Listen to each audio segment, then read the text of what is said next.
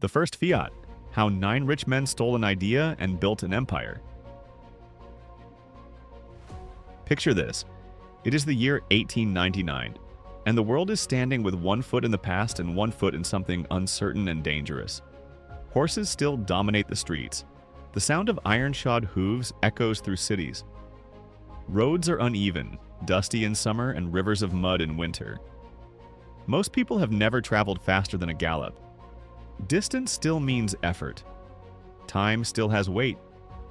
In this world, the idea of a machine that moves without animals feels unnatural, suspicious, almost arrogant. To many, the automobile is not progress, it is a provocation. But in Turin, in a cramped workshop that smells of oil, sweat, and hot metal, 3 brothers are quietly challenging that world. Their names are Giovanni, Ernesto, and Matteo Ceirano. They are not aristocrats, they are not generals, they are not bankers, they are mechanics. Men who learned early that survival comes from fixing what others abandon. Bicycles were their classroom. Chains, gears, balance, and efficiency were their language. Long before they ever touched an engine, they understood motion. Italy, at the end of the 19th century, is a nation still trying to define itself. Unified only a few decades earlier, it lags behind Germany, France, and Britain in industrial power. Italian talent exists everywhere, but capital is scarce and concentrated in the hands of a few families. Innovation is admired but rarely protected. The Ceirano brothers believe this imbalance can be challenged. They do not dream of luxury, they dream of function, a machine that works, a machine that ordinary people can trust, a machine that does not break down after a few kilometers and leave its owner embarrassed on the roadside. In 1898, they take a risk and found Ceirano G, B, and C. Their ambition is bold for men of their background, to build Italy's first commercially viable automobile. The result is a strange-looking machine with thin wheels, exposed mechanisms, and a frame that still resembles a carriage. They give it an unusual name, the Welleyes. The name is not Italian, that is deliberate. British engineering is admired across Europe, and an English-sounding brand signals seriousness, quality, and modern thinking. It is marketing before marketing has a name. And against expectations, it works. The Welleyes runs. It does not terrify its driver. It does not collapse under its own weight. It behaves. In an era when many early automobiles are little more than experimental disasters, this alone is remarkable. Word spreads. Slowly at first, then more insistently. Orders begin to arrive. Not hundreds, not thousands, but enough to matter. Enough to prove that this machine is not a novelty. Enough to prove that Italy can build a car. For the Ceirano brothers, this should be the beginning. Instead, it becomes the turning point. Because success exposes weakness. Designing a car requires intelligence, skill, and persistence. Producing cars requires money, land, workers, political protection, and access to infrastructure. The Ceiranos have the idea, but they do not have the power. And power notices. Among those watching from a distance is a man named Giovanni Agnelli. Agnelli is a former cavalry officer, an aristocrat, a man shaped by hierarchy, discipline, and influence. He moves comfortably among bankers, politicians, and industrial families. He understands contracts better than engines and leverage better than torque. When Agnelli hears about the Welleyes, he does not rush to inspect the machine. He asks a different question. Who owns it? Turin is not a large city. Industrial rumors circulate quickly through social clubs, private dinners, and military circles. Agnelli listens carefully. He hears admiration for the machine, but also concern about the men behind it. He hears the same word repeated again and again. Potential. Potential without protection. Agnelli understands something critical that the Ceiranos are only beginning to realize. The automobile is not just a product. It is about to become infrastructure. Roads will be built for it. Laws will be written around it. Entire industries will depend on it. Whoever controls automobiles will influence labor, trade, and national pride. This is not about selling machines. This is about shaping a country. So Agnelli moves quickly.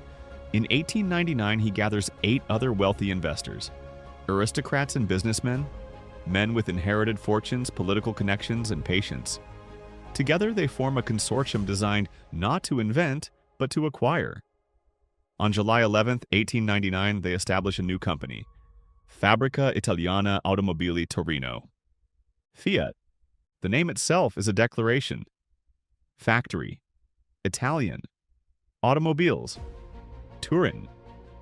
This is not a workshop. This is an institution. Fiat's first move is not engineering. It is negotiation. The consortium approaches the Ceirano brothers with an offer. It does not arrive with threats or hostility. It arrives wrapped in respect and realism. Compliments are paid. Futures are discussed. Expansion is promised. The price is roughly $400. Even at the time, it is a small sum. But the Ceiranos are exhausted. Orders are coming in that they cannot fulfill. Costs are rising, competition is growing. Without capital, their invention will stagnate. The offer is framed carefully. Sign and your car lives. Refuse and it fades away. This is how power works, not with violence but with necessity. The contract is signed. In that moment, the future of Italian motoring changes hands in full daylight. Fiat takes possession of the designs, the patents, the tooling, and the prototypes. The Welleyes is reborn under a new name, the Fiat 3.5 horsepower. The Ceirano name disappears from the machine almost immediately. Giovanni Ceirano stays briefly, watching his creation evolve under someone else's authority. It does not last. Men driven by invention rarely tolerate subordination. He leaves to start yet another automobile company, repeating a pattern that will define his life. Fiat continues without him. The first Fiat is crude by modern standards. The engine produces just over 4 horsepower. There is no reverse gear. If you drive into a tight space, you get out and push. Night driving relies on candles flickering inside glass lanterns. There is no windshield. Weather is not filtered. It is endured. And yet, the machine works. It moves people without animals. It represents independence from stables, feed, and exhaustion. It promises a different relationship with distance. In 1900, Fiat opens its first factory in Turin. 35 workers, 8 cars produced in the first year.